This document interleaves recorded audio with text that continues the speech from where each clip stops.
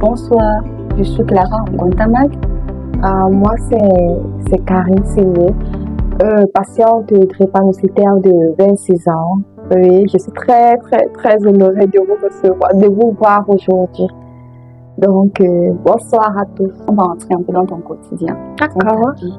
C'est pour édifier les autres, en fait. J'aimerais savoir à quel âge as-tu été diagnostiquée de la drépanocytose et quelle a été ta réaction à ce moment-là? Bon, c'est vrai que quand j'étais petite, mes parents ne savaient pas, en fait, parce que je présentais déjà des signes. Mais bon, mes parents n'avaient aucune idée. Je faisais réellement des crises et tout. Donc, je peux dire que c'est quand j'avais 6 mois qu'on a diagnostiqué que j'étais atteinte de la drépanocytose. Tes amis, tes profs, comment ont-ils géré cette situation, tant financièrement que émotionnellement? Et ma maman, c'est un grand choc, surtout pour mes parents. Et ma maman, souvent que les mamans sont plus proches de leur famille parce que personne n'en revenait. Et puis, tout drépanocytaire, on sait que ça, pour soigner vraiment un drépanocytaire, la prise en charge est tellement coûteuse.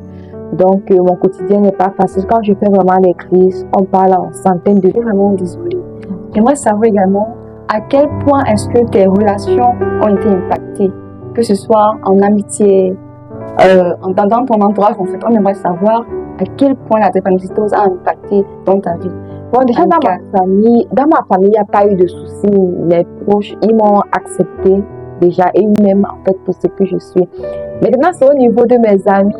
C'est vrai que j'ai trahis en fait des personnes à qui je disais que j'étais drépano ou pas. Il faut vraiment une certaine affinité pour que franchement je puisse leur dire cela. Avant, j'avais peur de ça parce que j'avais peur que l'on me pointe du doigt. J'avais peur aussi que bon, mes amis se moquent de moi et tout.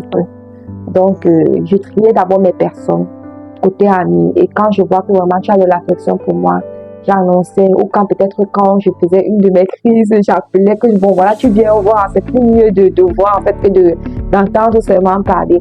Bon, côté relationnel, c'est vrai qu'au début aussi, avec les garçons, c'était pas facile du tout. Quand je disais, maintenant, c'est plus le cas, vu que je sais à ce que je veux. Et la drépanocytose me freine en rien. Donc, c'est plutôt pour le moment calme. Les débuts étaient difficiles. On rend grâce à Dieu pour ce qui est. Est-ce que tu penses que la maladie était un frein dans tes accomplissements? Tu m'as dit plutôt que tu étais en niveau 4, labo clinique. Ouais, ça a été... je parle plus au secondaire. Parce qu'il y a des fois où quand on programmait peut-être des compos, c'est là où la crise me prend, je ne venais pas et tout. Donc, quelque part, ça a été un frein.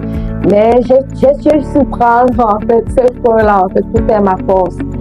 Donc, au départ, ça a été un peu difficile, ça a été un frein. Mais tout au long, ça va, je gère plutôt bien. Et comment est-ce que tu fais à ton niveau pour lutter contre la drépanocytose? Déjà, je fais en sorte d'en parler à mes proches d'abord. Parce que la sensibilisation doit d'abord commencer avec tes proches avant de toucher l'extérieur. Donc, j'essaie de voir mes proches, de leur parler de c'est quoi la drépanocytose. Une fois maintenant qu'ils savent, parce que bon nombre, on a constaté que bon nombre ne savent pas vraiment ce que c'est. Donc, je commence d'abord par le gène. Je leur parle et tout, et comment on fait pour transmettre la drépanocytose à son enfant et tout. Donc, c'est comme ça que je commence. Je commence d'abord par mes amis, ma famille, tout le monde qui est proche de moi. Et après je continue. Et eux aussi, ils m'aident à faire le travail. J'aimerais te poser une dernière question. Quel est le conseil que tu pourrais prodiguer à ceux qui nous regardent en ce moment, qu'ils soient porteurs, non porteurs, ou alors les warriors syndrome?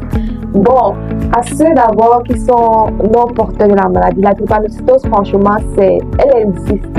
C'est une maladie très, très dégénérative, chronique même. Donc, mes amis, pour qui ne savez pas déjà ce que c'est que la drépanocytose, au moins sachez ce que c'est que l'électrophorèse. Je vous conseille d'en faire. C'est de nos jours, ce n'est plus si coûteux comme avant. Donc, prenez la peine de faire votre électrophorèse, de savoir si vous êtes AS, d'accord, avant de vous engager à faire une progéniture. Et maintenant, à mes amis qui sont drépano atteints de la maladie, je pourrais vous dire que c'est vrai qu'on a tendance à dire au quotidien que bon, voilà, c'est difficile, mais bon, c'est pas une fatalité. Ça devient la fatalité de celui qui se laisse aller. Par contre, moi, je vis ma vie. Chaque fois que je dis toujours ça à mes parents, à ma famille, ils disent que moi je vis ma vie à fond. Donc je ne regrette rien. À tous mes amis Warriors, n'ayez pas peur d'être stigmatisés, n'ayez pas peur que l'on vous pointe du doigt. Faites vous respecter et on vous respectera. On se voit déjà que tu l'assumes très bien. Ouais. Et moi, je te trouve très belle. Merci. Bien, merci, c'était tout pour vous. Ok.